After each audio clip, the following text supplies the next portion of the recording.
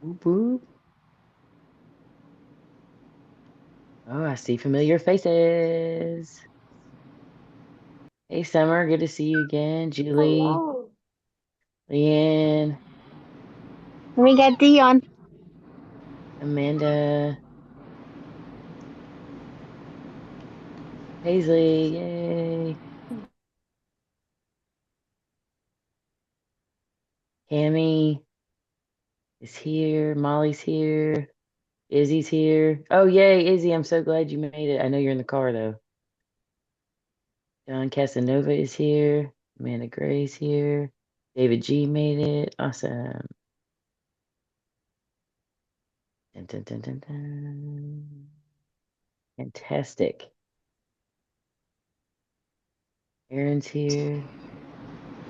Whoop whoop. Well, hey everybody. Welcome to the August edition of Midnight Monster Club Book Club. Whoop whoop. Today we have Mr. Stephen Graham Jones with us. Stephen, if you'd like to say hello.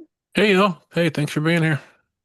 No, thanks for joining us. hmm So of course, this month we're going to start off with allowing Stephen to introduce himself to you guys. For those of you who don't know who he is, you should because you read Killer on the Road this month. So we're going to let him introduce himself, and then we're going to start off with some questions. So Stephen, take it away. Hey, yeah, I'm Stephen Graham Jones. Listen, I read a lot of books. I write a lot of books, mostly horror, a lot of short stories. I guess I've got, I don't know, between 30 and 40 books out and I don't know, 300 short stories. I don't even know. And mostly horror. Um, I don't know, along to write a romantic comedy someday. Awesome, awesome, awesome. So I think one of the first questions that oh shoot, and who asked it? I'm going to get there. Uh, No. Well, I guess I can ask again. What inspired you to write Killer on the Road? Oh, just driving back and forth across 80 in Wyoming. And I don't know, thinking of all the bad things that could happen, basically. Is that like a pretty like empty stretch or dangerous stretch, or is that Dangerous that's it? stretch. Just okay. Yeah, it's dangerous. It's dangerous. I mean, in the winter, it's just absolutely dangerous. But man, even getting close on either side of winter, it's pretty dangerous. It's always closed for high winds and all kinds of stuff. Yeah. I gotcha. Okay, Kaylee wants to know what was your inspiration for creating the killer? She said she thought the idea of him eating pieces of people and being able to change into them was very interesting. Also wondering if being a trucker is something that is personal to you. Yeah, Bucket Mouth. He was fun. Inspiration. What would the inspiration be? I wish I could say The Outsider, but I wrote this before The Outsider, before King's The Outsider. Right. Surely I'm not the first person to do this. So there's got to be some other story or novel or movie or television show where you eat a piece of somebody and you become that person. Um, but inspiration for Bucket Mouth. I think I just wanted to create a bad guy, a baddie, a monster that was so much more capable than the protagonist. That's what you always have to do. If the antagonist's abilities like are so much higher than the protagonist, then if the protagonist wins, then it's a bigger victory. I feel like Batman and Joker. The Joker is always stronger than Batman or more dangerous than Batman because he is not confined by the comics code. He can kill anybody he wants to, and that's always what limits Batman. That's the reason they can fight toe to toe, even though Batman has more, tactical skills and all that. As for trucking, um, I never. I mean. I never really wanted to be a trucker. I mean, I had stepdads and other people in my family who were truckers, and I've ridden around in a lot of big trucks on little short runs. But I always knew that I didn't have I don't know what it is, discipline, fortitude, something. I didn't have whatever it took to be on the road that long. Um, I guess what I'm saying, I guess I don't have whatever it takes to be a trucker and stay on schedule. I don't mind driving forever across the country, but I want to stop at all the goofy places and sometimes just sit in the parking lot and read a book and everything. I don't like the got to be there by Monday, 6 in the morning because that this feels like work, and I don't like work, man. Hmm. Okay, thank you. Uh, let's see. Michelle wants to know what mythological creature or folk stories inspired the monster and its abilities, if any. Um, I wish again, I don't even know. What? I mean, it's kind of like the rabies. Like, rabies kind of inspires vampires and werewolves both, in that the bite infects and transforms the bitten into the thing that was biting. I mean, that kind of, like, I don't know, biological magic or whatever we want to call it, um, is probably somehow at the base of it. But man, as far as an actual creature or monster or mythological being or anything like that, I can't even think of any. Which isn't to say there aren't any. There's got to be some, and I probably have encountered them. I just haven't. I'm not thinking of them. I know Wendigos tend to or have that ability to shape shift, or there's a myth, the myth that they can shape shift sometimes. Didn't know if maybe that was in the back of your Yeah, brain. yeah. I mean, the more conventional Wendigo has the Wendigo in Marvel Comics is much different, of course, and Right, that it's right. big and fun. But yeah, like when Algernon Blackwood was writing about the Wendigo, it was kind of like that. Yeah. Yeah. Alyssa wants to know, do you know the ending beforehand, or does that come to you naturally while you're writing? No, it does. It comes luckily, and I never, only once in all these novels have I ever known where a book was going to end. That was Growing Up Dead in Texas, and that's because accidentally I was about 25% through that book. I didn't even know I was 25%. It's what turned out to be 25% through. I wrote a scene, and I realized just from the phrasing of it and kind of the way the words were just all the way it was.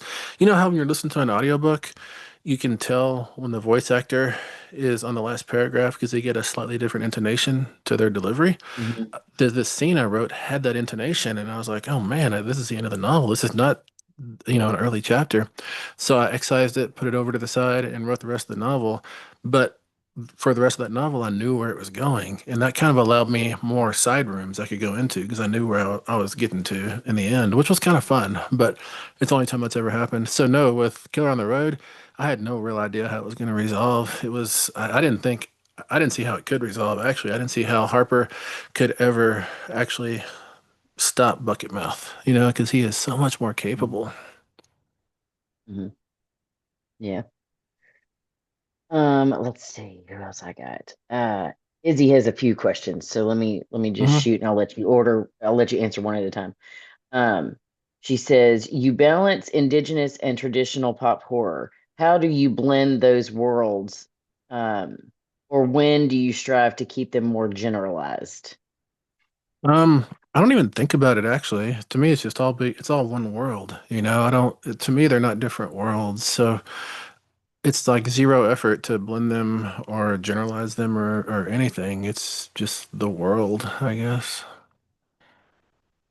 This, and I'm assuming she means this book, dips into My Heart is a Chainsaw specifically, um, because because that's a definite blend, but others have leaned towards more into the classic horror movie tropes. Um, Reading the acknowledgments, you talk about how you kept trying to write a novella and ended up with novels. Hmm. How is the process different in crafting one from the other? Um, yeah, I think it's a matter of scope. Um, and I think with Killer on the Road and The Babysitter Lives and The Only Good Indians, which are all the novels I wrote while trying to write the novella Ode Ellen Datlow after mapping the interior, I just like screwed up in the infancy or the conception stages because I made the scope too big, or I didn't anticipate that the situation I was creating was going to need to open up over 60,000 words or 70,000 words instead of 25,000 words, So it was just a mistake in conception to me anyways. But but yeah, there is definitely some like genealogy between Killer on the Road and um My Heart is a Chainsaw. And I mean, that genealogy really starts back with, this is Izzy asking this. It starts with Izzy from The Last Final Girl. And it even goes back further than that to Nona from Demon Theory. But like the reason that Jade has problems with her dad is specifically because in Killer on the Road, I'd given Harper problems with her mother. And so when I sat down a few months later to write My Heart as a Chainsaw after Killer on the Road, I realized, oh, I can't do two um, late high school girl who hates her mom stories, so I got to change it. And so that's why I went to a dad instead of a mom. Gotcha. Mhm. Is it more challenging or engaging to write a book like The Killer Lives or The Buffalo Hunter's Hunter that require research beyond personal knowledge or experience? No, not really. It's all just to me.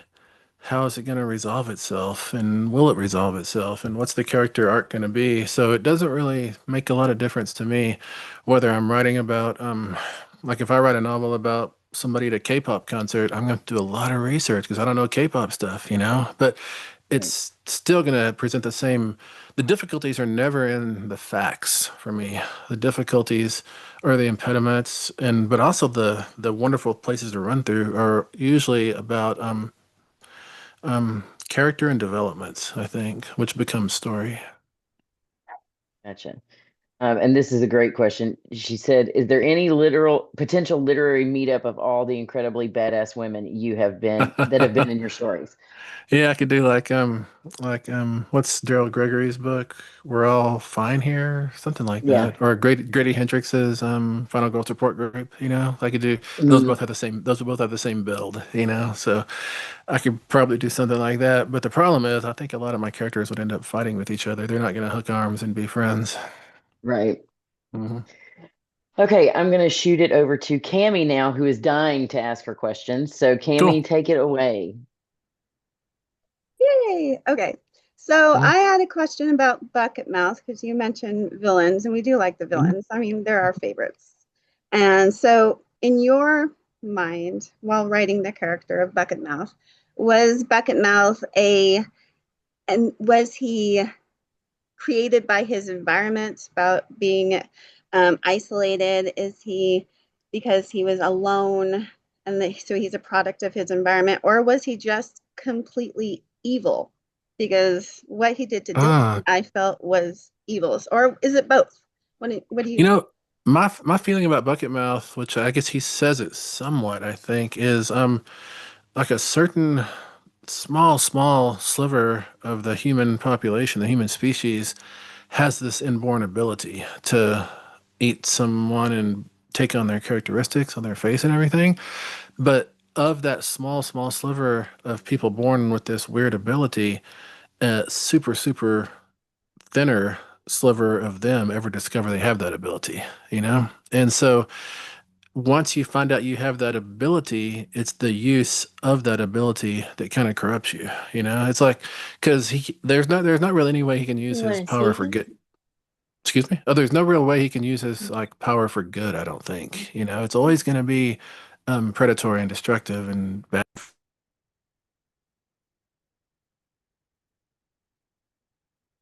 What happened?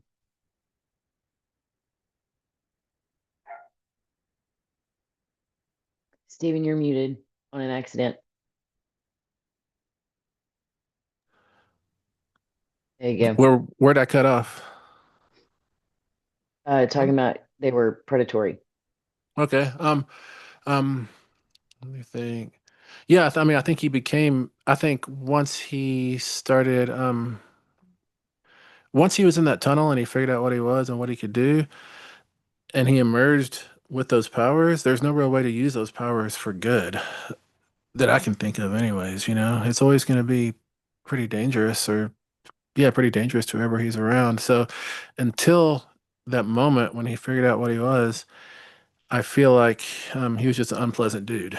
But once he figured out what he could do and started doing it, then he was part of like a completely different moral system, you know? And I think he doesn't feel like he's evil really. He's just a leopard and leopards eat things, you know? So that's what he does. That's how he gets by. Um, and I kind of think it's not just him thinking that he is basically a different species. It feels like, you know, a species within a species kind of. Which, to tell you the truth, I wonder if y'all were asking about where did I get the idea for Bucky Mouth. I wonder if really there was a series in the late 90s called Prey, Prey, and it had what's her name, Deborah Messing. She was yeah, but she's that redheaded actress, right? Deborah Messing. Okay, Hmm. yeah, I'm pretty sure she was in it, and I think it only lasted one season, if it even made it that far. But man, did I love that show, and I forever miss that becoming like 7 seasons of television because I would have been with it for every episode.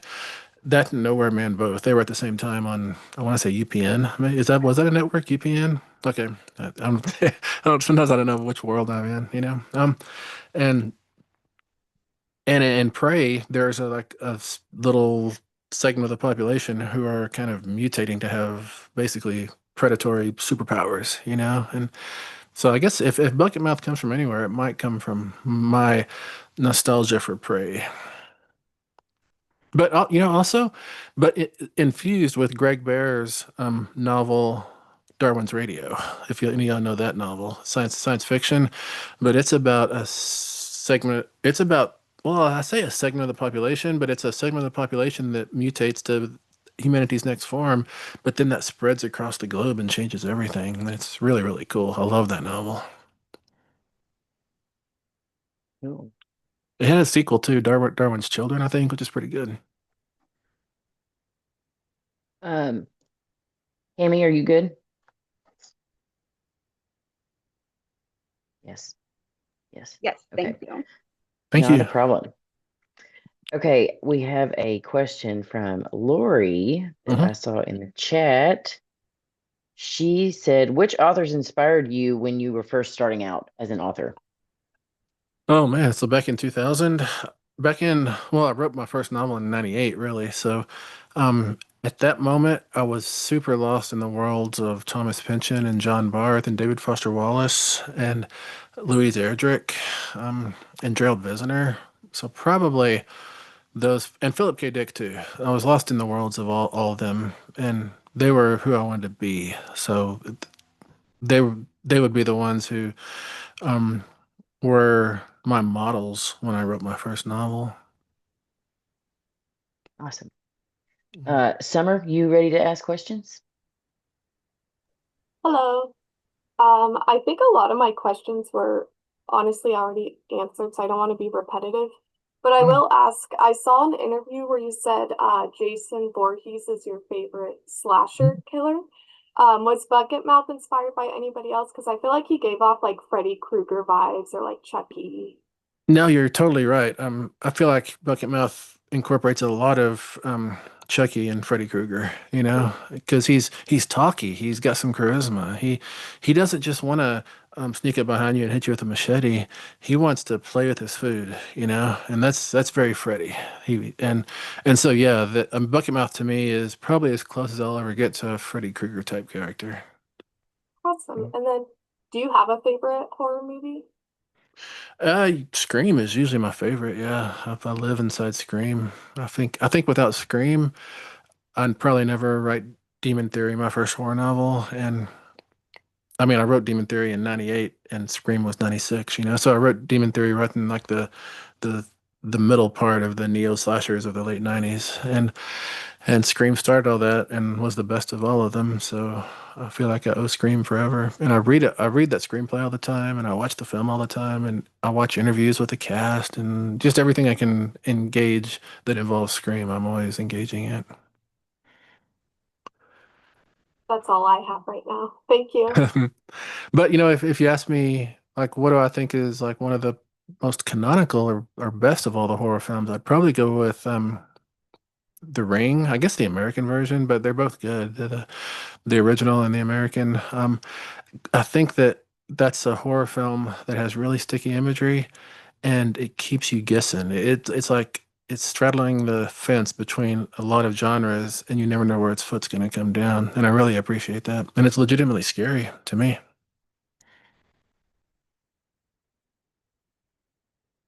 Okay, next, Amanda Collins said, wait, a thought just popped in my head. I love this.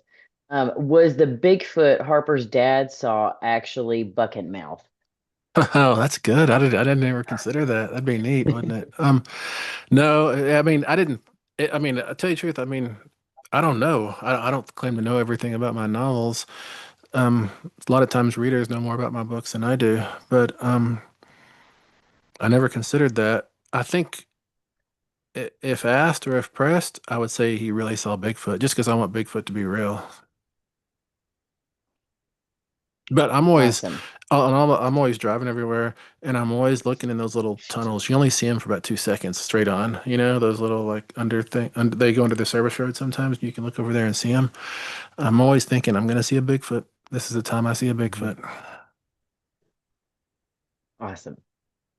Amanda Gray, do you want to ask some questions? Where'd she go?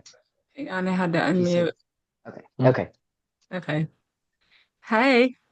Hello. Hey. Hold on, I forgot what I asked already. I have to look it up. Hmm. Okay. Um, so from when you wrote the first draft and between that time and the publishing of the actual book, were there any major plot changes? The only really big change that Joe Monte, my editor at Saga, um, kind of recommended for me was when Harper's little sister kind of joins the gang. sh Joe thought that that was too oblique, that the little sister was just popping up out of nowhere. So um, I had to like just orchestrate, choreograph, or work the logistics of getting a little sister in with that truck a little bit better. But Okay, sounds that's the only real change. I do remember when I wrote it initially, I ended it and it was over. And then about a week later, I came back in and messed with the final paragraph, and that's when that caterpillar showed up. Mhm. I think you did an incredible job with that ending. That was Thank absolutely you. brilliant. I did not see that coming. Yeah, Thank you with so much. Thank you. the Thank you. I have a couple other dumb questions, Sure. but like, what was the most fun part of the book to write? Oh, probably when Bucket Mouth shows up in that truck from Duel and destroys the Wagon Hound rest stop. That was super, super fun. I could have written that for 90 pages, you know? I loved it. And I love that Harper's mom was there too, you know? Yeah. Yeah, There was a lot going on in there, and those are my favorite kind of moments. it was kind of cool that her mom followed her throughout the whole Hmm. story. Okay, another dumb one. What time of day do you feel that you do your best writing? That's a good question. I think I probably do my best writing between about 10 a.m. and lunch in that little 2 hour stretch. Yeah. Really? Yeah. Huh. Yep. I guess I would have Yep. imagined the evening. Yeah. No, Well, you know, I used to write until 12 or 2 in the morning, but nowadays I try to stop by dinner time, whenever dinner is going to be, because writing gets my brain going so fast, like there's sparks all in my head, it feels like, that it takes a long time to tamp them down. And so if I can stop writing by dinner, then the sparks will have fizzled out by time to go to sleep, you know? right. Like kind Mhm. of like when they tell you to get off devices an hour before bed, right? I need some Yeah. time to just Yeah. decompress from the story. Exactly. That's- I mean, used to it didn't matter because if I was up till 3:30 in the morning and I had to be at work at 7, who cares? I was like 25 years old and didn't need sleep, you know? But I'm 53 now, and I found that if getting by on 2 or 3 hours of sleep for 2 or 3 days in a row will wear me out. Oh, that's very cool.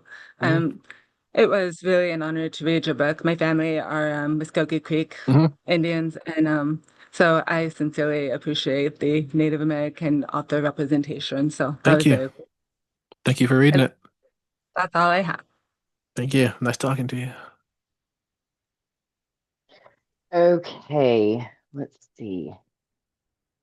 Uh, Forgive my dogs in the background. Eric wants to know, he said he's been trying to learn about Indigenous folklore, especially as it relates to many of your books and other authors. Where should he start and what would you recommend? Oh man, I mean, there's not it. I think every tribe or nation has its own stories. Um, and it's really hard to find the ones that are not filtered too much through their collectors, you know. Um, I just got a old public domain copy of what's it called? And it's a long title. Something about Blackfoot text. It's not even called stories, it's called texts that were collected by a linguist from like Finland or Denmark or somewhere over there who came to the like before the Blackfeet, he came to the Blackfoot back, I want to say the late 19th century, and collected stories. He wasn't collecting stories for ethnographic reasons. He was collecting them for linguistic reasons, you know? And I think because of that, the stories that got written down and are more accurate, you know, to the way they used to be anyway. So I feel lucky to have stumbled on that. But I like reading all the like James Schultz and all these people have done a lot of Blackfeet collection of stories and publications, and I mean they're probably each 60% solid, you know, but it's hard to tell what's the 40% that's junk sometimes. Mhm. Let's see. There's one more. I swear I saw it. There was Mhm. one more. Checking the chat. Uh, there was two. Izzy asked, are you still teaching? I am. Yeah, I just started a week and a half ago, I guess. Yeah, a week and a half ago. The semester started. Teaching two fiction workshops, both undergrad right now. So where at? University of Colorado Boulder. Nice, nice, Mhm. nice. And then Amanda Collins wanted to know if you have a favorite book or character that you've written. Oh, I wonder if it's both. Like Tolly Driver and I Was a Teenage Slasher. I like him a lot. Which it's really weird for me to say I like him because he's basically me with a different name and also a slasher infection, you know?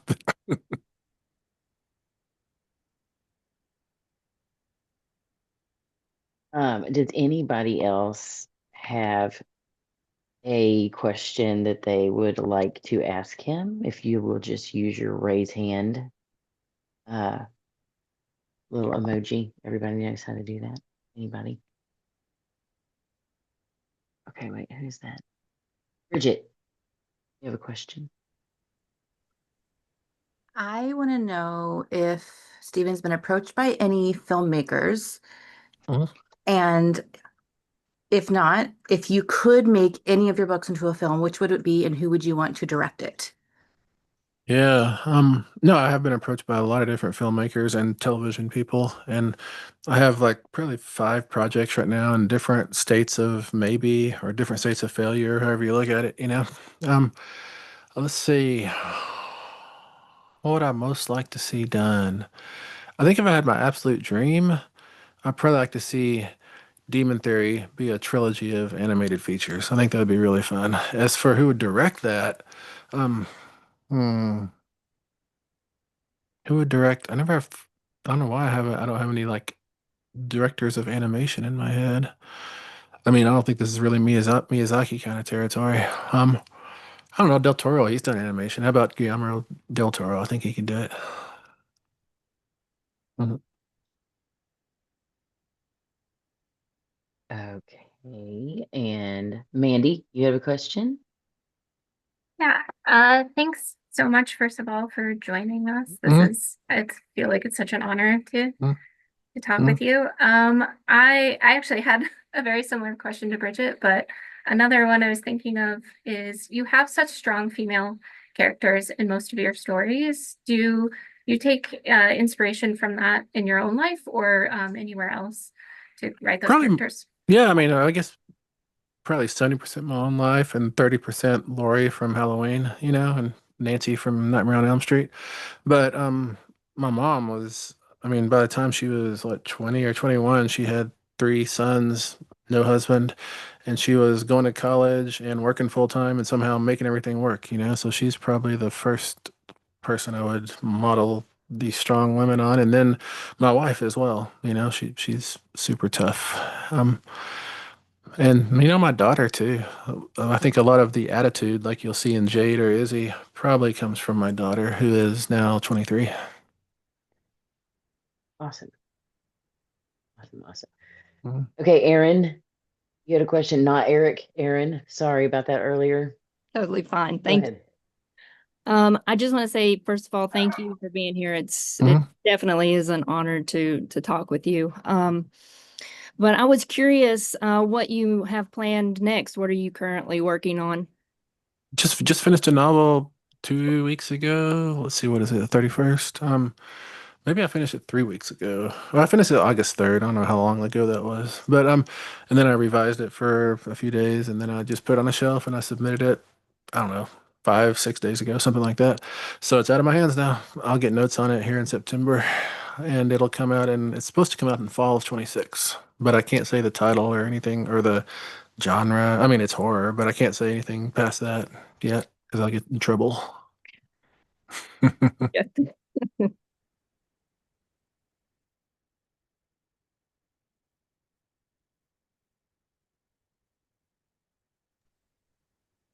Okay.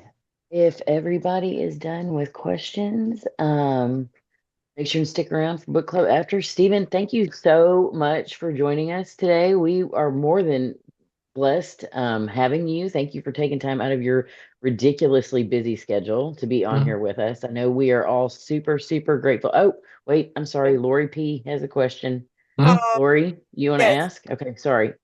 Yes, we haven't really talked about Babysitter Lives, Mhm. and I read that a few times, and I still really don't understand Mhm.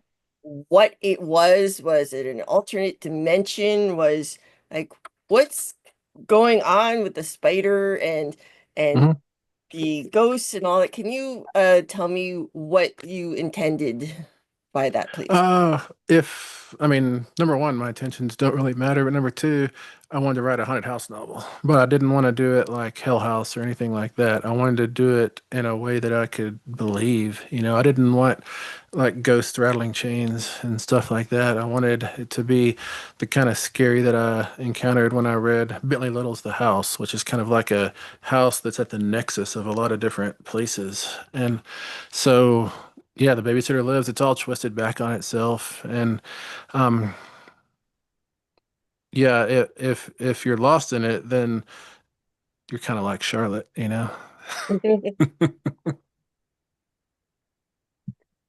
And sorry, Paisley has one question. She wants to know what your favorite cryptid is.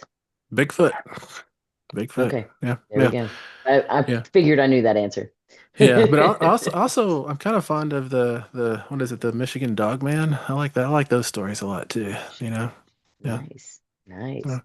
But that might be a Bigfoot. We don't know. Yeah, yeah. Okay. All right.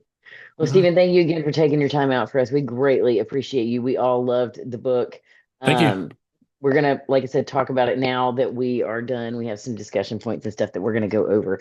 But thank you Cool. so much. We This look was great forward to talking it. to y'all. Oh, thank you so, so Thank you. much. Thank you. All right. Later, y'all. Thank Mhm. you. Mhm.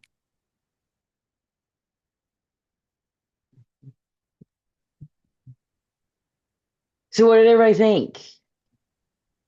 He's pretty Thank you, cool, Hillary. yeah? Oh, yeah. Was I nervous, Rick? Was I a mess? I tried not to be a mess. You were great. Great. Thank you. Fine. He seemed pretty cool. He seemed pretty cool. Um, so yay. Um, and I'm glad that some of y'all did get to the babysitter. Like I said, it was just too much, for all of us for 1 month. I do want to do, as I've said before, I do want to do the babysitter. I just didn't want to push you guys that much to do in 1 month. So, Ron wanted me all to remind you to send him a message that you are here because we are getting ding ding ding ding. What are they called? He's Plate. Thank you. Yes, Stephen is sending us signed book plates that we can put inside of our books that we got. So that is super awesome. I probably should have said that and thanked him for them. I don't think he even knew that he was sending them to us, but hey, it's okay. So yeah. So make sure and message Ron that you were here and you attended the meeting and that you attended the live with Steven so that he can mail you one of those. So that's super cool. Message on Midnight Monster Club, not through the group, not in this chat. Make sure and message him through school message. So that's awesome. Yay. I don't think I have anything else other than, starting the book club, but I'm trying to think if there's anything else that I need to remind you guys of. Um,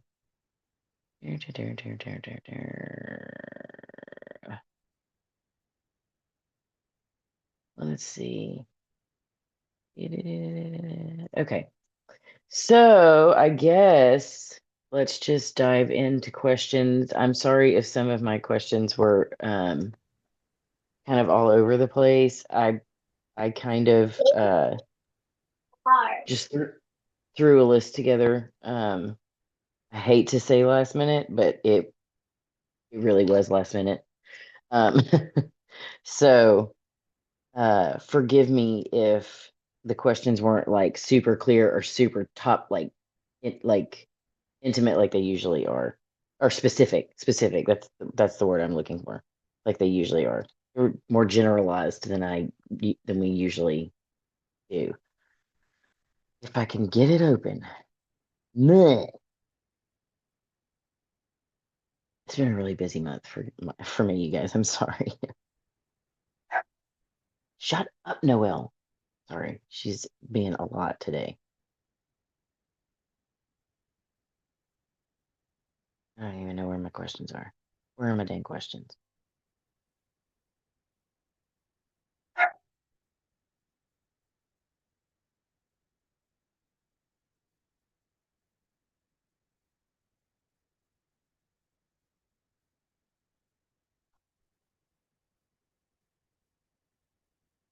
I'm gonna find them.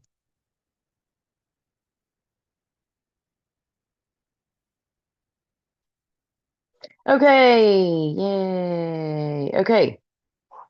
And I know some of you are going to disagree with me on this, so I can't wait. How does the narrator's unreliability affect your understanding of the story? Oh, thank you, Leanne, for posting them in the chat. Okay, who wants to take this one? Anybody? Everybody? No? No? Okay. There we go. Bridget, let's have it. So I listened to this as an audiobook because I couldn't get a hold of the book in time. I hated it as an audio. I also learned I'm not never gonna do an audiobook again. But because I just felt like the person who narrated it was not in the way that I would have in my head, and then characters just felt like they popped out of nowhere because, and I think Stephen did talk about that a little bit about how like people had commented about that, about like the sister just kind of like came out of nowhere. I found that it just like it felt for me a little bit like it was kind of hard to figure out who was where when a little bit. And I don't normally have that issue with stories, but this one specifically, I just felt like I couldn't figure out where the key players were at all times. So I think that's where I was thinking, because I read it and did the audiobook. So I think that's where my brain was when I was talking about the unreliability of the narrator, because I was like you. I felt like her narration was, other than Richard Brake doing the bucket mouth voice, which was, I know it was there for 2 seconds, but like he's amazing. And I love him as an actor and apparently now as a voice actor. And I immediately knew it was him when I heard him. And I was like, oh my God. I fangirled for a second. So he was fantastic. But yeah, the narrator she was all over the place. And I think that's what got my head into like a tizzy and like not being able to keep up with. I even asked in the first post that I made about like what the hell happened to their mom, because it like got lost in translation in the whole thing for me because I was like, wait, I don't even remember what happened to their mom because I couldn't even keep up with the way she was narrating the story. So anyway, Cammy, disagree with me. Well, I thought Harper was really annoying. I mean, she made so many mistakes, and I feel like it was her fault that everyone was dying, that she was really stupid. And so she bothered me as a protagonist to begin with. So I guess the unreliability is that she's just a teenager and she was just making some stupid mistakes that led to the death of all her friends. Like she had no plan. She just walked out. She's just gonna hitchhike to. She didn't even pack a bag. So yeah, she bothered me as a protagonist for the story. Summer. Yeah, I would have to say that it's mostly about her being a teenager. Like it had more of like a young adult vibe, and teenagers already exaggerate everything. So even when she was reminiscing on the fight with her mom, I was wondering how exactly it went down and if it was really that big of a deal like she made it seem. So I think it's just her scattered teenage brain, you know. That's why it was like more difficult to understand or read sometimes, if that makes sense. Absolutely. Leanne. Yeah, because when I was reading that question, I was like, I was waiting for it to almost be like a high tension scenario. Because when it's like unreliability of the narrator, I'm expecting like them to be like almost untrustworthy and like it to be like the perception to be off. So I'm like, oh, like we literally can't trust what they're saying. It's gonna be like just very off. But then also when it's written in a third person present tense perspective, that means it's the author who is unreliable, not the narrator. So I'm like, so we can't trust Stephen. I was like, so he's the one we can't trust. So I was like, he's the one we're trying to. So I was like, but everything flowed. And as everyone else said, I was like, she's just a teenager. So sure that everything, the fight with the mom, be like, yeah, she's being over dramatic. Like, so of course we're not going to take her side. And it's like, what really happened? But I was like, is that unreliable or is she just being dramatic? So I was trying to follow through with that. So I was like, yeah, bratty teenager. Um, so I had a hard time, but it's really when it's written in the tense that it is it the author we can't trust versus the narrator? So it's very fun, like, ooh, what's Steven doing versus what's Harper doing? So it's kind of a fun play to look at it. I like that. I like that. Thinking about it like that. Because it's That's cool. what tense is it written in? So when it's Right. written third person and present tense, it's Steven's perspective, not Harper's. Right. Kind of fun. Yeah. Amanda. Gray. Hold on, I have to turn my hand off. Okay. Um, so I didn't think I wouldn't have considered her unreliable because yeah, she is young. So obviously she has a skewed perspective from her teenage personality. I agree with that. But I don't think at any point in the story I questioned that there was going to be some twist from, the story that she was telling. But aside from that, she really pissed me off when she, towards the end, hitchhiked with that innocent man who had his brand new truck, was telling her about his brand new truck and how he'd be paying for it for years after he died, and then drives it into the other cemetery. I mean, who does that? That was the most disrespectful, like, move I've A ever read about in brat. my entire life. So, A brat. Like a brat who's never worked a day in her life and does not know how things cost. That's who does that. Like, exactly. Okay, I'm leaving. Kaylee, I'm cracking at your comment saying that you're really glad that he's not here for this conversation. I'm dying. Um, I So the next question is, what moments made you question her version of events? And I agree with everything that you guys said. That she, she's a teenager. She's being dramatic. She's giving us her side of the story. So the reason I wrote that is I took a step back trying to think of things from everybody else's perspective. Like, and she kept questioning, like, is this all my fault? Would all this have happened had I just not flipped the couch on the ceiling? Had I just let mom return the movie? And do I think that her mom was being a little much about not letting them watch the fucking movie again? Yeah, like, just let them watch the fucking movie again. You know what I mean? But, like, again, parenting and blah, blah, blah, blah. But, like, I kept thinking about, like, what does this look like from Dylan's perspective? What does this look like from Jam and Kissy's perspective? You know what I mean? Like, what does this look like from Meg's perspective? So that's kind of where the whole like unreliability of her story comes from. It's not she's unreliable. We're just getting it from her perspective. Like, what is everybody else thinking while all this shit is going on? And you can kind of tell that when her mom gets them both in the car and she's like, what the actual fuck? And she does think that both of them are just being dramatic. Like, she's like, what have you girls gotten yourself into? Like, what is the big deal?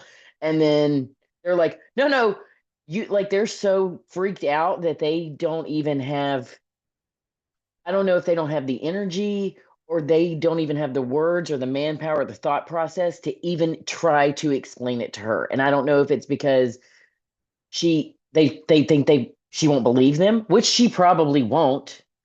Or if they just can't, they're too young to even, like I said, process the information to get it out to her in that short time frame. Um, so that's where my whole thing was like, we're just, and he does a good job of being a teenage girl. Like, we're only getting what she can process at that moment. We're only getting the part of the story that she can process in that amount of time. So I think that's why she was kind of annoying and just kind of, we got almost, and I now I understand why people say they either do like his style of writing or they don't, because it's almost like word vomit onto the page. Like, like, I hate to put it like that, but like, he's literally just word vomiting out what his thoughts are.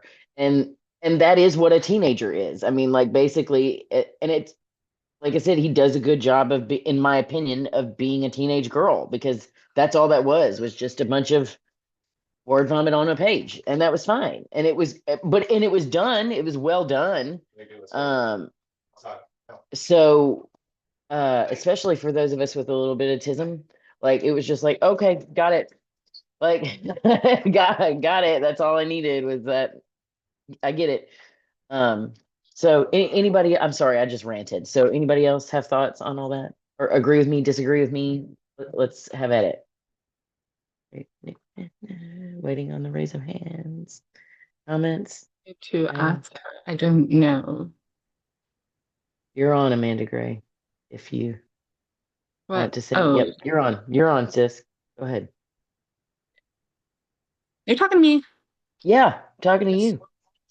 So I got kicked out on accident with the way you had to reset the Wi-Fi, so I totally missed what you just said. Oh, okay. Well, we were just saying that I was saying that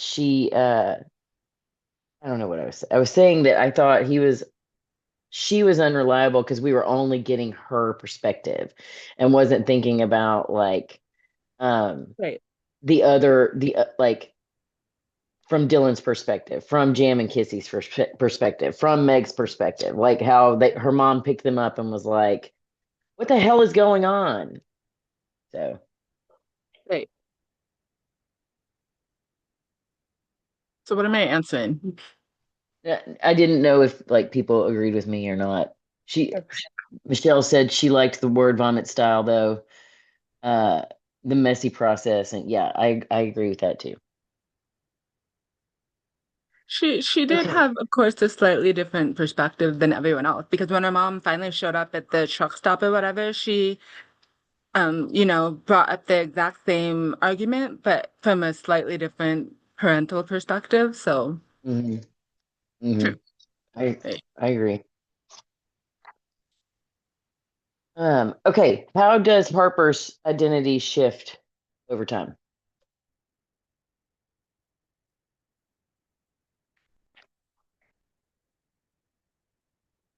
Summer? I feel like she went more from like a runaway teen at the beginning to like she stepped into the mom role for her sister to be there for her sister at the end of the book. Um, because apparently Bucketmouth killed her mom. I do feel like that was a little bit out of nowhere. I feel like the author could have done more with that because it didn't seem like it took that long for her to get down to the tunnel, and then that would have been like a quick death. But yeah, I feel like she shifted from teenage sister to mom. Cammy?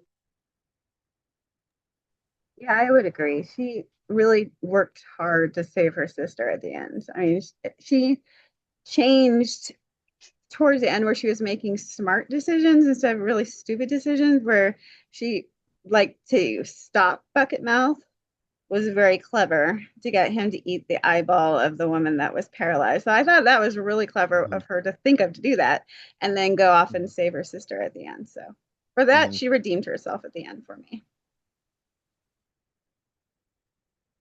Let me read what Kaylee just said.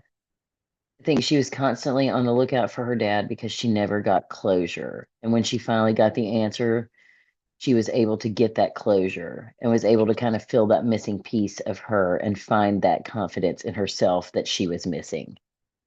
I totally agree with that, Haley. I totally agree with that. At the end, Amanda Collins said at the end, when she was able to let go of her grief was a huge shift for her. And I think being able to move forward as well as this whole experience will lead her to different choices moving forward. I also agree with that. Um, for sure. Just growth. Just personal growth. Like Amanda said, like just being or like Summer said, being a bratty teenage runaway to being grown. And like anytime you go through, and I know that plenty of us have, like anytime you go through a traumatic, any trauma, any grief, anything like that, and you come out on the other side alive, point blank, just alive, you grow from that. So, yeah, the fact that she goes through all of this, saved her sister, I mean, yeah, there's going to be a mourning period and all that. Having to face her dad, even though he's not her dad, like I can't even imagine, I've lost my dad. So like I can't even that resonated with me so hard. Like I was like, I cannot even fathom what that would be like. Like not having my dad for that many years and then like seeing his face and knowing that it's not him, but like having to fight that anyway, like that, I would lose my shit, especially at or 18 years old. You know what I mean? Like I can't even comprehend. Like I cannot even comprehend that. So, um, yeah, that's I can't even imagine the growth that she even gonna continue to have after this whole process. And of course, she's gonna have to step in and be Meg's mom. So, or big sister mom. So, yeah, we definitely saw a big, a big, or especially hope to see a big transition from here on out. Um, what role does anonymity play in Bucket Mouse's ability to kill and remain hidden?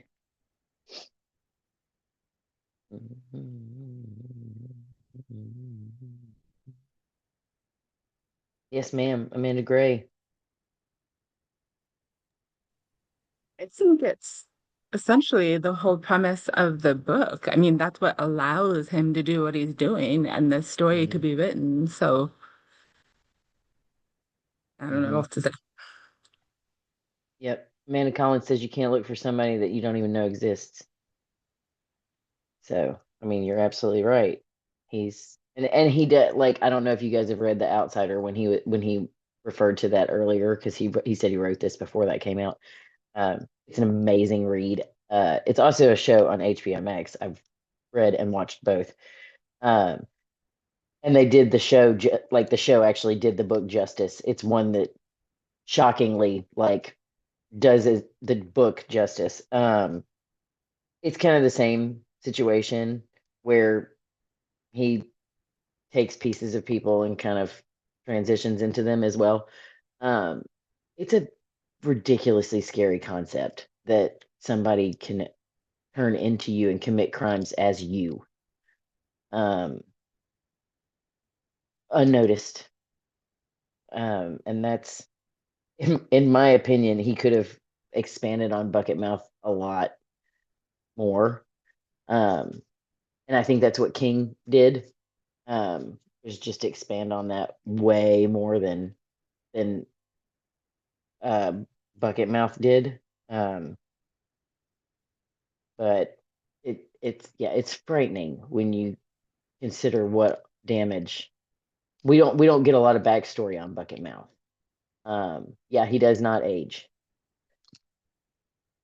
So like that's what I was fixing to say. We don't get a lot of backstory on Bucket Mouth. Like how long has he really been doing that? Like he mentions being in Vietnam. So we know he's at least that old. Um, like, how long has he really been doing this? How long will he be able to do this? How, like he says something about my kind. How many are there? Has this how long have they been around? It raises more questions on, and the anonymity is just like that much more frightening because how long have they been doing this? How many are there of them? So it raises all the more questions where he could do a spin-off of these. You know what I mean? There could be more bucket mouths and more places and more, you know, uh areas. So go ahead, Summer. To elaborate on that, it makes me wonder how many people's body parts he's eaten because he said that it only lasts 2 weeks. So that Hmm. means if he's however many years old, hundreds of years old, how many people have he eaten? Hmm. And how many does he have stored in how many places still that he hasn't eaten? You know, it it's a it's a big thought process. Like it could go on. The story could go on for ever, really, if she didn't catch him. But for others that are his kind, the story could just continue and continue. Um, how does the novel depict the psychological development of a killer? I don't really like that question. I don't even know why I put it on there because we already kind of discussed it with him that he didn't really have one for this guy, really, like that he just enjoyed doing it. Like, and he even says that he just like did it for fun. Does anybody have anything they want to add to that before I just move on to the next question? Like I said, I think we just kind of discussed it with him. Summer. Yeah, before he even said that, I was thinking that too, that it wasn't a nature versus nurture. It wasn't like a serial killer who was abused as a child and grew up to be this way. I thought it was just Mhm. his species and it was like the Mhm. animal kingdom. So that's the way I looked at it. Mhm. So I'm glad he kind of validated that for me. Mhm. Well, it's like one of those things like once you know you can get away with it, you just keep doing it because you know you can, you know? So like there's no real I don't know that there's any real psychology behind it other than I'm going to do it because I won't get caught. So, um, does he offer any insight into why he kills, or does he avoid that? And I mean, we just went over that. For fun. He kills for fun. um, what is the significance of the road in this novel?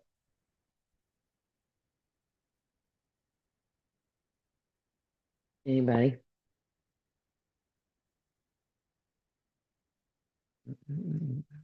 Summer?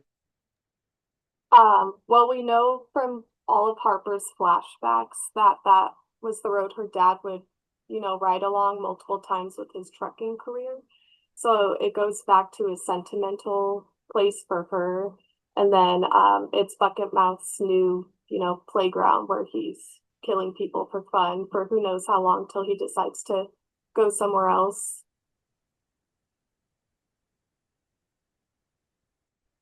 Amanda.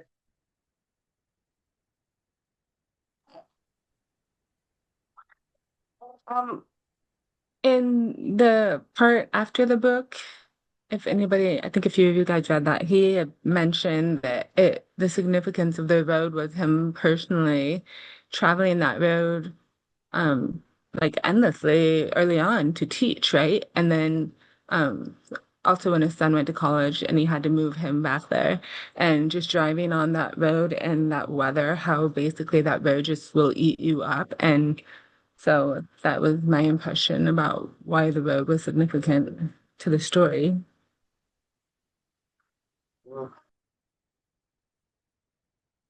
Sorry, I'm trying to read the chat too. And Aaron, I will go back to your body part thing because I do want to go over that. He said he discovered the skill while uh no trees, no buildings, so long swath of Jeff. Wait a minute. It was I swear I was reading something about the road. Anyway, I thought the road also represented Harper's journey, like just the growth of her journey.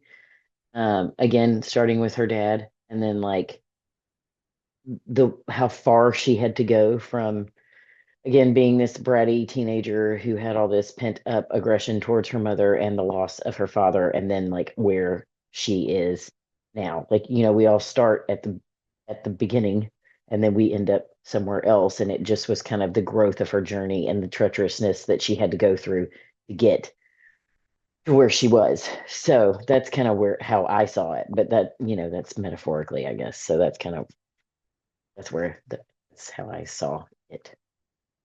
Yeah, Aaron, your comment about the uh do. What if the body parts are deteriorating? Does it lose its body changing essence? And I do remember him saying something about, or maybe I'm like making this up, so y'all correct me if I'm wrong. Something about like flesh falling off or jaw becoming detached or something to that. Like when he said something about it only lasts 2 weeks. Am I remembering that correctly? I think, Leanne. It was when he had the eyeballs mixed. The two eyeballs can't be together because like you'll Uh-huh. become like a weird amalgam. So like, Uh-huh. but he said it's only if it's like there for like a couple like weeks. So he's like, there's still time to like separate them. So it's like that's when it gets all Gotcha. funky and like they've been together too long and they're like gross. He's like, they have to be Gotcha. separate. So he's like, or else they Gotcha. get all yucky and nasty. Gotcha.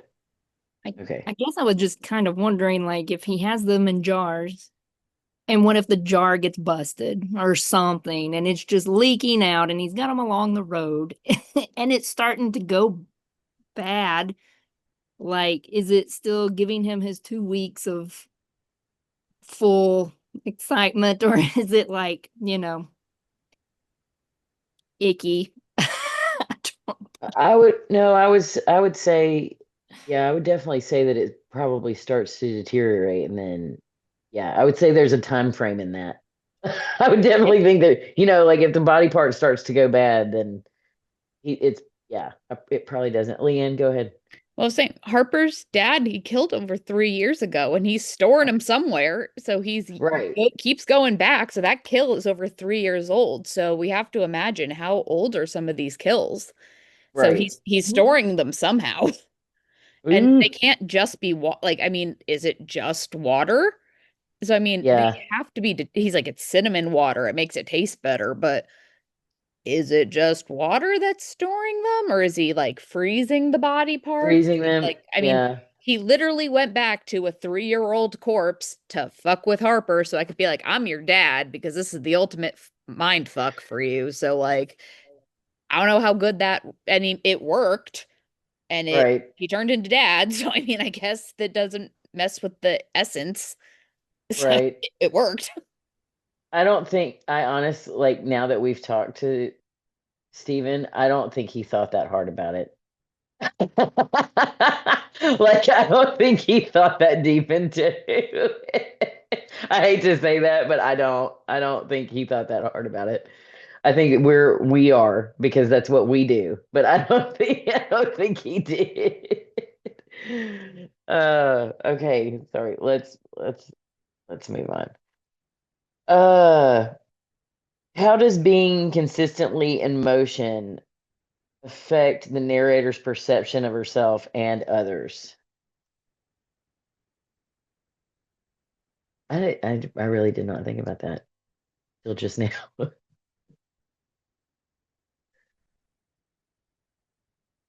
Summer. I guess for me, it kind of goes into the whole word vomit thing. It made it seem more chaotic and like disorientated.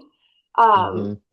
so it was kind of some parts were like a little difficult to read and like it felt too fast paced and it Mm-hmm. just yeah. I'm with you. It was yeah, it was a constant motion for sure. It was very fast paced. And maybe that's why I felt that it was unreliable or disorienting because it was I guess I never really thought about that question until right now. Like because we were always moving. We were never in one place. We never got a setting, like a real setting to like feel at home in. So we never felt grounded. You know what I mean? In anything. So everything she said was kind of like just thrown at us because we never got a full like yeah, we never got grounded in anything. Go ahead, Leanne. Well, I think we kind of almost did get a little more grounded because even though we were constantly moving, it was a constant, where are we? How many miles till this? Like so it's exactly 75 miles to this, 95 miles to this. So we had an exact location every single time. It's like we are exactly here. We're exactly here. And it was measured and paced quite like Mm-hmm. well. And it was almost because again, it's I need to be in motion. I need to get like I'm getting away from mom at any cost, and it's how far did I get? So it's I'm only here. I'm only here. And I think it's interesting that she was like, I made a promise that I'm getting to Rollins. Um, because she's like, I'm getting there no matter what, because like that's where I'm gonna get Meg home and make the phone call. And it was like that's where the location I'm getting to is. And it's that countdown to that location. So it was if I just keep moving, if I just keep getting there, it's like almost everything will be Mm-hmm. okay. So Right. we had a pace, we had a countdown. So Yeah. she was going. And then it Yeah. was kind of bucket mouth messing it up and Right. throwing Th- things in the way. Thank God for Dylan and his like exact knowing of like exactly how far Exact everything. measurements. Like he knew exactly the mile markers, the moments. He had it I paced mean, out to the T. Amanda Gray. Does anyone else ever feel like physically exhausting reading books like this where it is just endless action? Like you go from one, how would you say, like dire scenario to another, and it's just one after another. I don't know. When I'm reading it, I actually feel tired reading that. I don't know if that's normal. I'm the same. I'm trying to think if I've read anything like that before now. I'm sure I have. I just can't think of it off the top of my head. Anybody else read anything like that where it's just like, I've, sorry, yeah, I've read a few like that where it's just mentally exhausting yeah, because there's so much to take in. yeah. Bridget?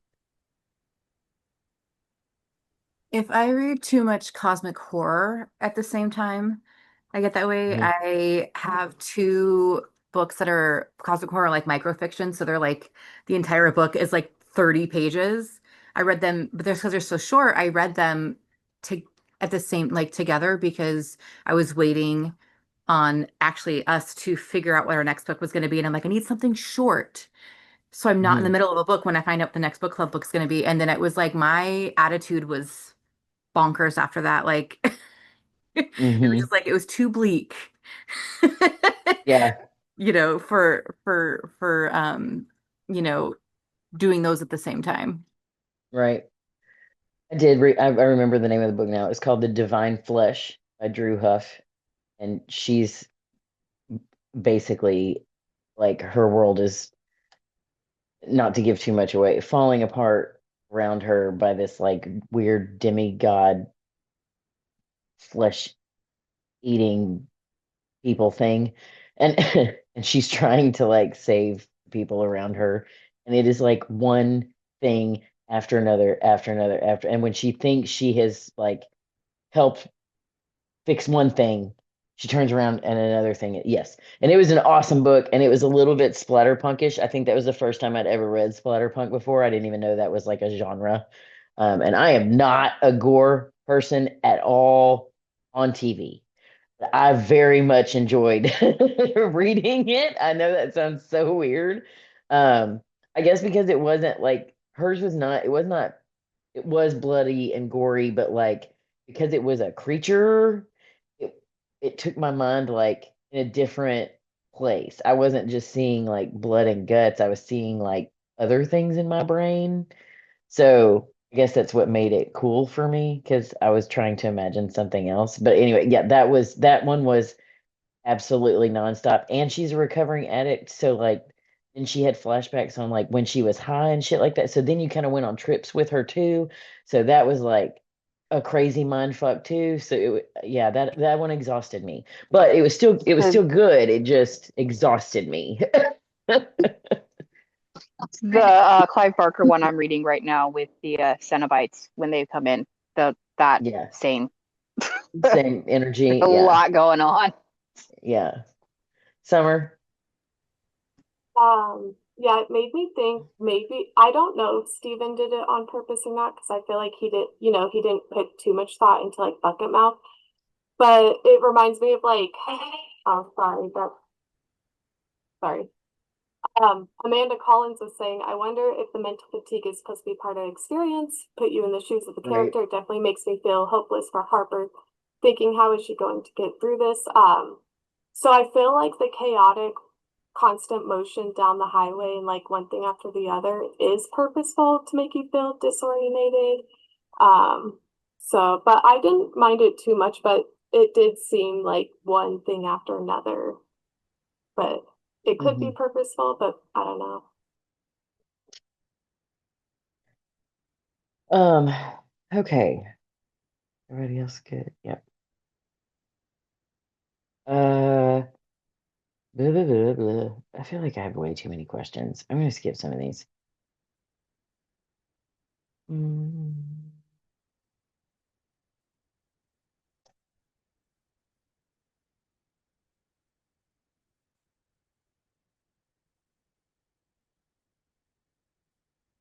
I do kind of like this question.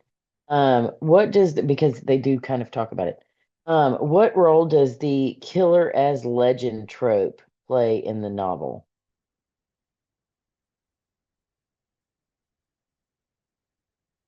Mhm. Anybody? Summer? I will say it was interesting that nobody actually knows Bucket Mouth exists because he leaves no Hmm. witnesses. Hmm. So now I guess technically Harper and Meg know. So there really isn't like a legend because nobody knows about him. Right. There's a whole scene where uh, he there's a couple of times where he talks about you can't pick your name. And then there's a whole scene where he and Harper actually have that sit down when Dylan's strapped uh to the top of the truck and they're sitting at the picnic table and they're having this discussion, and she's like, why are you talking to me? Why are you telling me all this? Like, why are we even having this discussion? Like, why are you burning my boyfriend alive or not? Like, what is going on? And he said, I'm having this because I never have. And because he doesn't get a chance to talk to anybody, because he doesn't talk to his victims. You know what I mean? Like, he just kills them and eats them. And in that discussion, I remember him saying, Michelle, he's not her boyfriend. I know.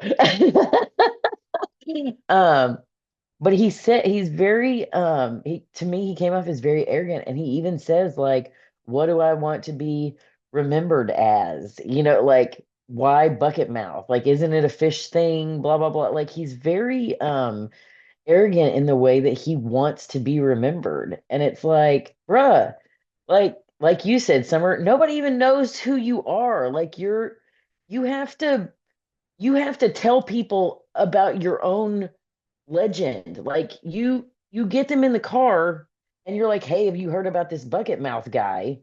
And like, and then you kill them. Like, you have to spread your own myth about yourself. And then you end them. Like, but it's so funny that he takes the time to sit with Harper and like actually discuss how he wants to be remembered. And that at that moment, it made me wonder if he was actually ever had an intention on killing her.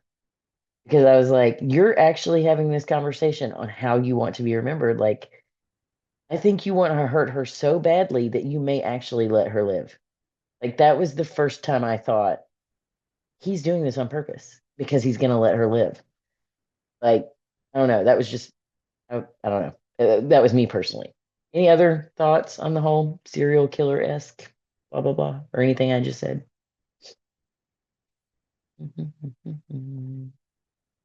Anybody in the chat say anything?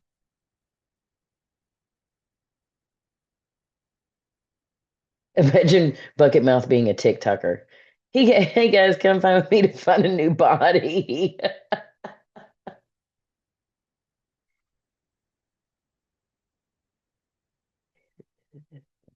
Okay. Okay, let's see what else. Um,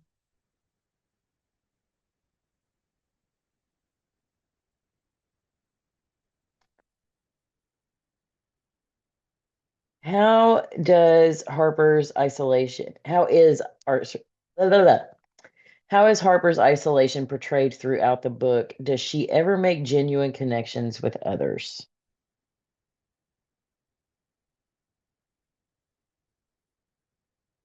Anybody? Anybody?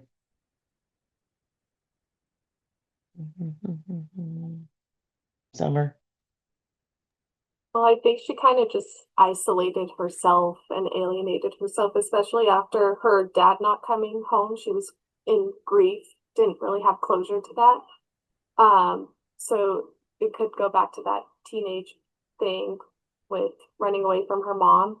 But at the end, it seemed like she was gonna, apologize, and there could have been like a relationship again. So, but I think it was her just alienating herself. Mhm. Anybody else want to add anything?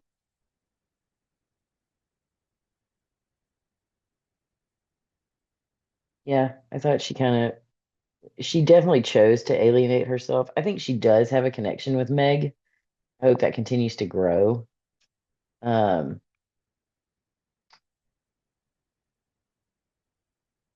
I do can't, what does that say, Kimmy? I'm sorry.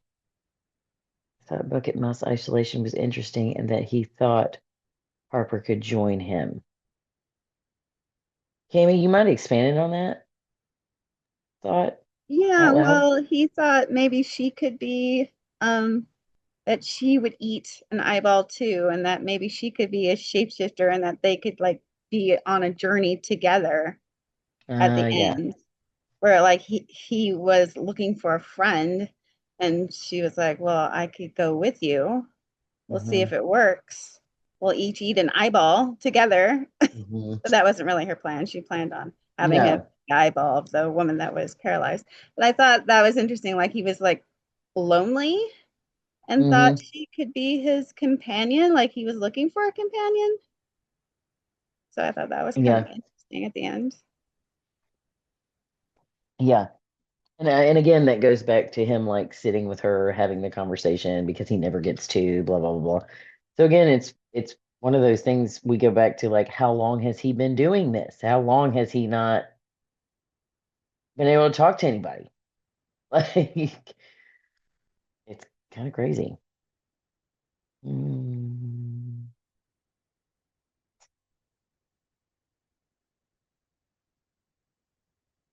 Mm. Okay. Does the novel offer a moral stance or is it morally neutral? How did you feel about Harper or Bucket Mouth by the end? Repulsed, intrigued, empathetic, blah, blah, blah. Amanda Gray.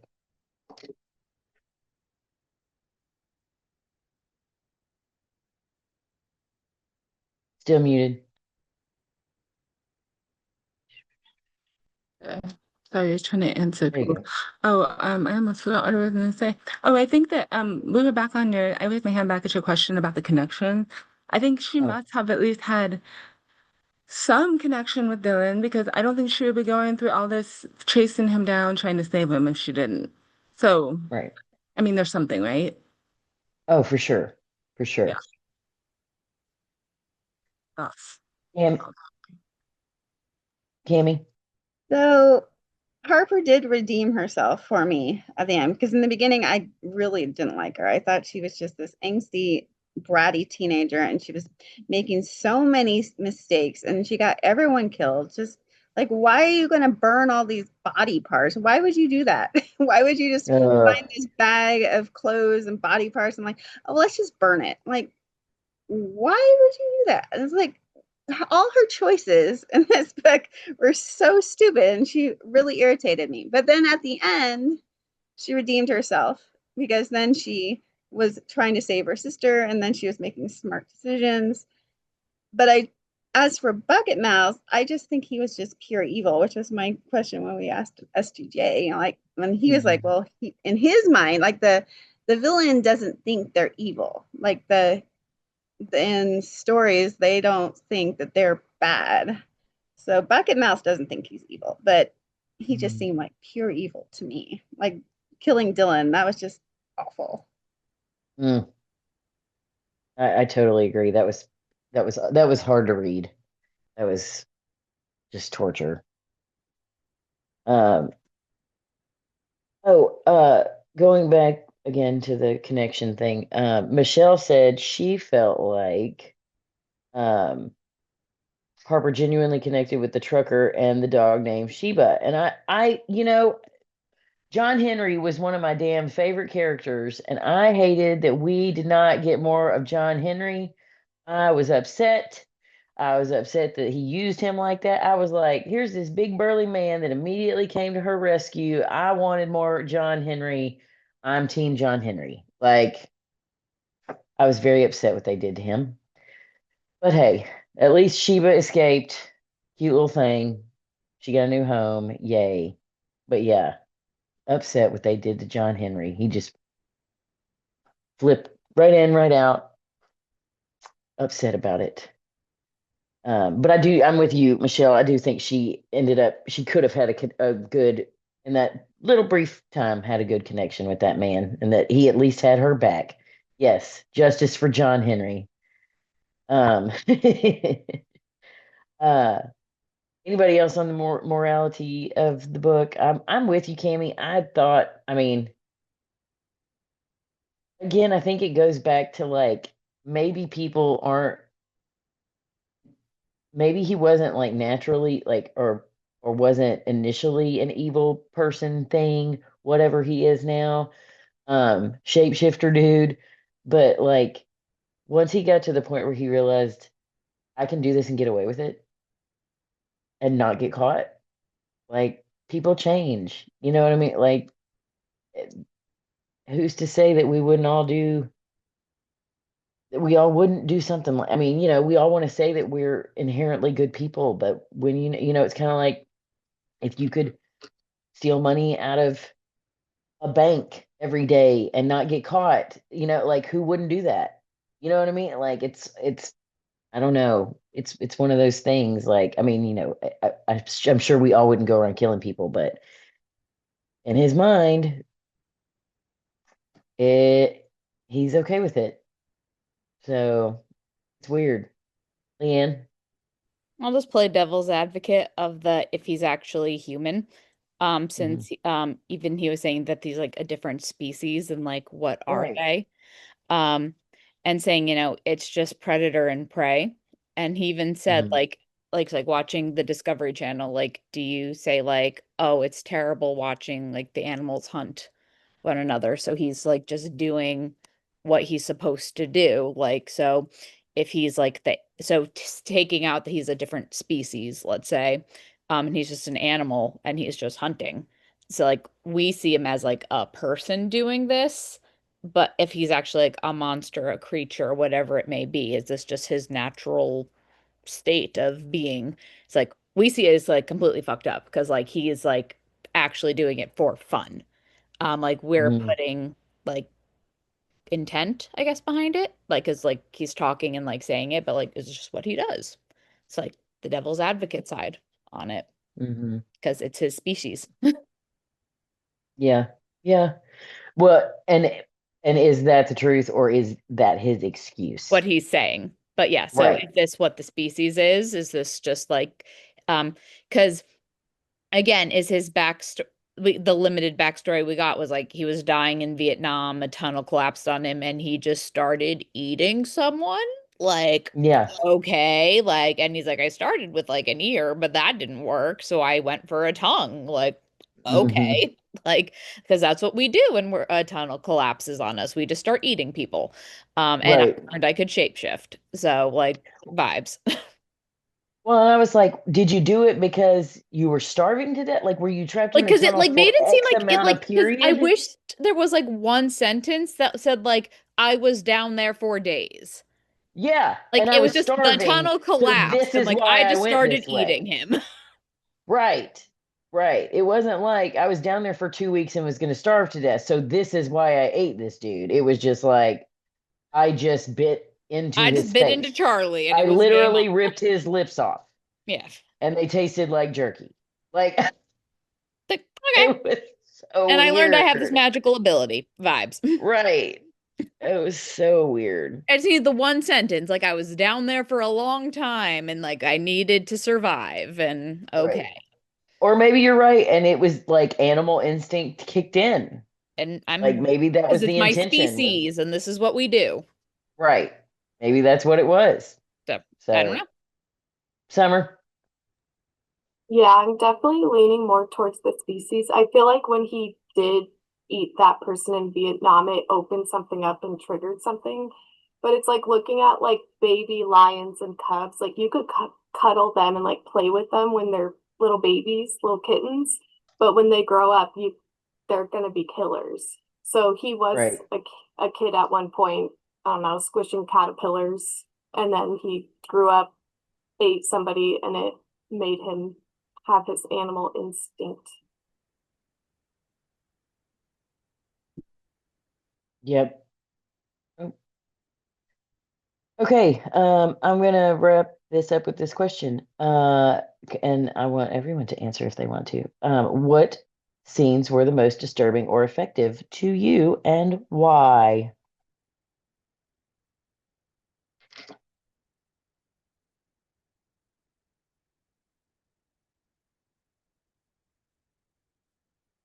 Oh, good. Oh, sorry. Something is in the way and I couldn't see. Mandy. Uh, I was actually going to talk a little bit about the moral ambiguity or Okay, that's fine neutrality, too. but also I think the most effective was the stuff with the dog, and I think that's as a pet lover, I like Oh yeah. an animal being hurt was more effective to me than people, which is kind of messed up in some ways, but yeah. Uh, Hmm.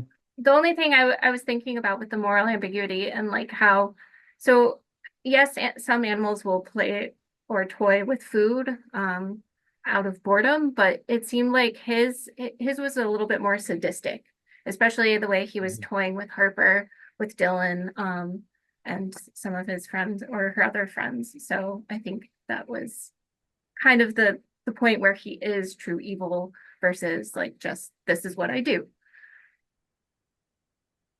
Right. Right. Okay. Summer. So I think the most disturbing scene for me was the eyeball scene, just because of the descriptive words they used, like jelly. I just hate it. Mm-hmm. Mm-hmm. Kimmy. Dylan's death was the worst for me. Reading that was just awful. That was brutal. That was tough to get through. And I still say he's evil for doing that. Yep. Amanda Gray. Yeah, and I'd say the same as Cammy. Guys, be quiet, please. I think it was because it was kind of a tease for us to make it through the almost the entire story where Dylan was just hanging on. And I guess I kind of thought that maybe she was somehow going to be able to save him in the end. And then the gruesome nature of his death at the very end was, well, close to the end was just horrible. So I think that was one of the scenes that got to me the most. Mm-hmm.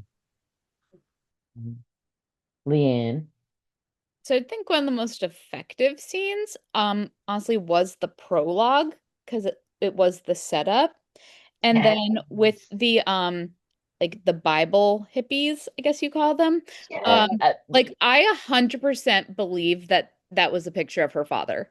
Like the person Oh against yeah. I'm like, that is her father. Like you cannot Mm-hmm. convince me otherwise that that is not a picture of her father. And then she was like, no, no. And I was like, that's gonna come back later. Yep. I was like, that's her dad. And she's like, nope, Yep. it can't be. I was like, dad. So I'm like, okay, so the prologue is 100% her dad. And I was like, Yep. okay, got me. I'm like, that's coming Yep. back. So it was Yep. amazingly effective. And I'm like, Yes. I'm like, I see what you did there. So Yes. just the setup and how they like just having the image of the dad and like he's like, this is things I do. Like, look at Yeah. the stuff I do to people. And it's also just a callback to the father showing him a photograph and like setting everything in motion. So like it's really Yep. tied very neatly and very beautifully. Yes. So I was like, good job. Yes. Yeah. I totally agree with you on that. I was actually gonna say I loved the prologue, but my one of the most effective for me was the Bible couple. Like talking about her and then the neck thing and like the blood bubble coming out and just and I was it just like Dylan's was awful, and I think it's because we had so much emotion for him at that point by then.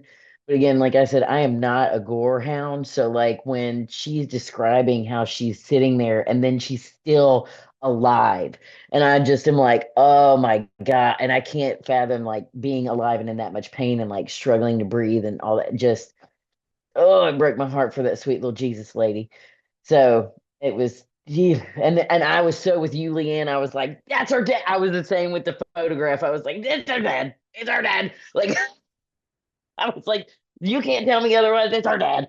So yeah, it you're right. It all neatly came into full circle package, which was really cool. So at least that all came back around and answered everything very neatly. So um, well, thank you. Does anybody have anything else they want to talk about, discuss? Questions, comments? Boop, boop, boop, boop. I like my little hand dance. Boop, boop. Anything I missed?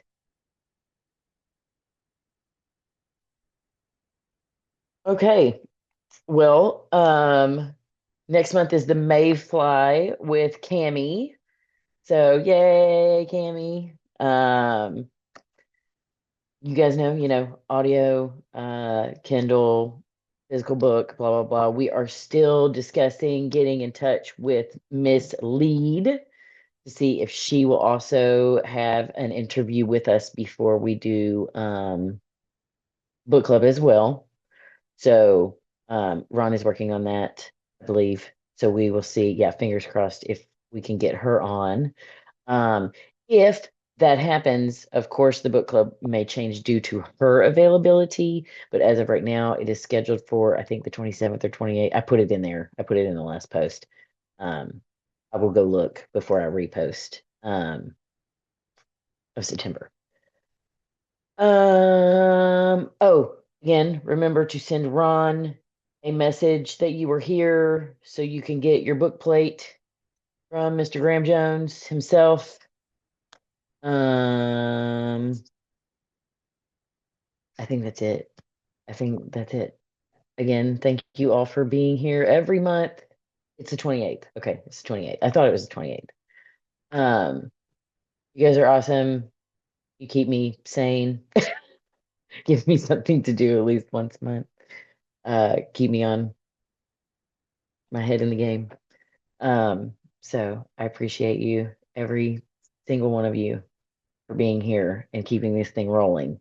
So, also, if you guys ever want to shoot suggestions to me on how to keep this more entertaining or more things that we can do, and it doesn't necessarily even have to be about book club. All of us moderators are like trying to do things to keep MMC more active. So like if there are other things like ideas that you guys have that could possibly help MMC in any way to like keep our members more active, any ideas we will take into consideration at this point. So I know we all have busy lives and stuff, so we're not saying, hey, we need you guys on here every freaking day. But I'm just saying, like, to keep you guys interested and apart. If you guys ever have any ideas besides watch parties and book club and the writing stuff that you would like to see, feel free to message us. We will always talk about it. So, I love you guys, and we will see each other again. Oh, Amanda Gray, you have something. Please share.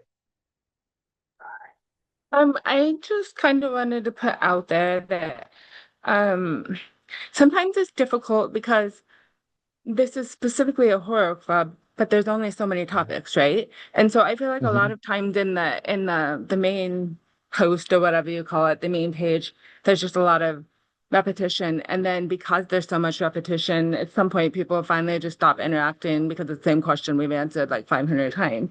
So I know that the Yes. point of the club is not to deviate into, say, normal conversation, but sometimes it gets frustrating if somebody just wants to ask something that's not necessarily entirely horror related, and then it gets deleted because it's not horror related, but we're kind of running out of topics, sometimes kind of. Mhm. And so I don't know. I I, mean, to- I I stopped totally posting agree. as much.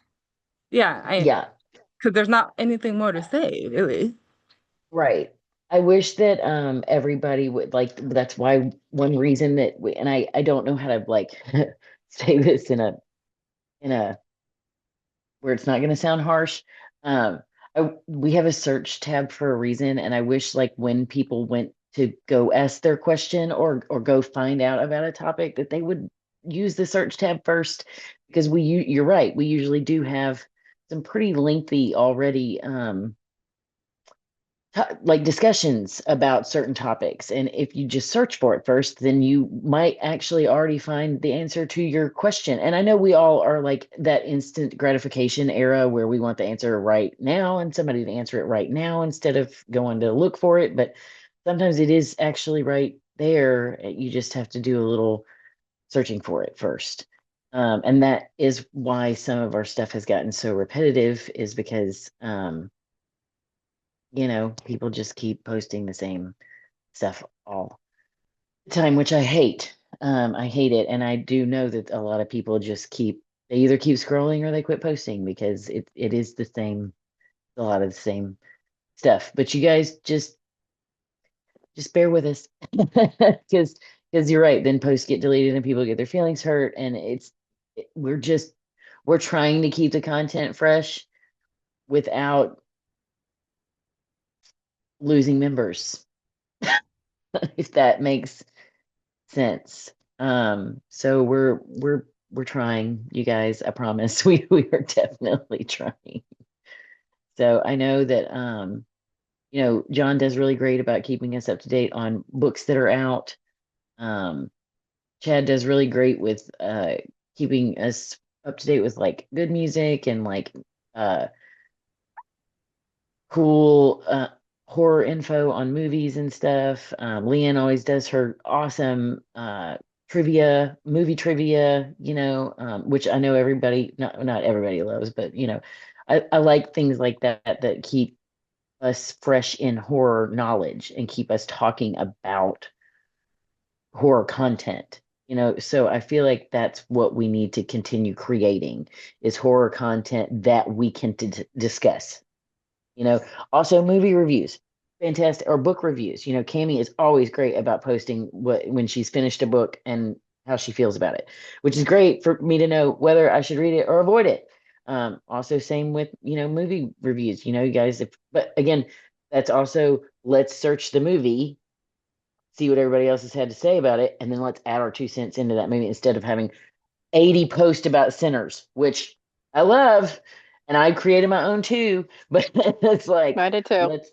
let's you know what I mean? Like we could all narrow it down. So we all have to do better about that. So anyway, Summer. Um, so I feel like I agree with all of that. 80 posts about sinners, but I also feel like even if you tell people to use the search bar, they're not going to because I do think people are still chasing likes to upgrade. So I don't think we're ever going to get rid of that.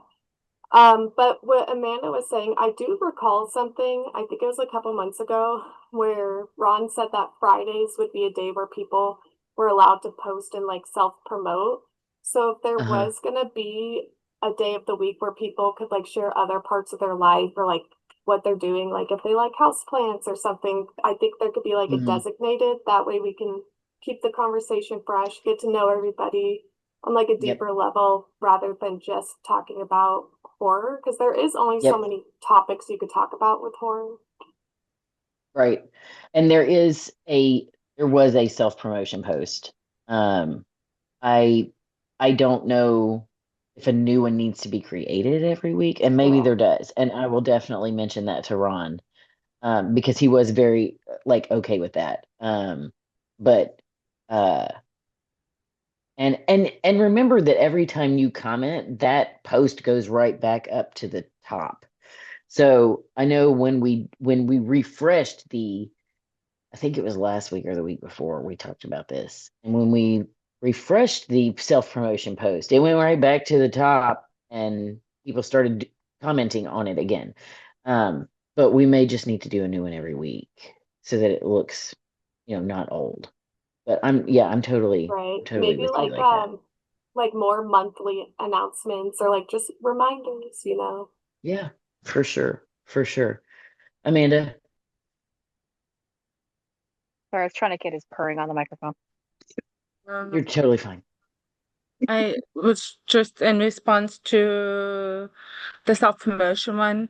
Maybe you said that if somebody comments, it'll go back to the top. But if nobody remembers, I wonder if you could just like repin it every Friday or something.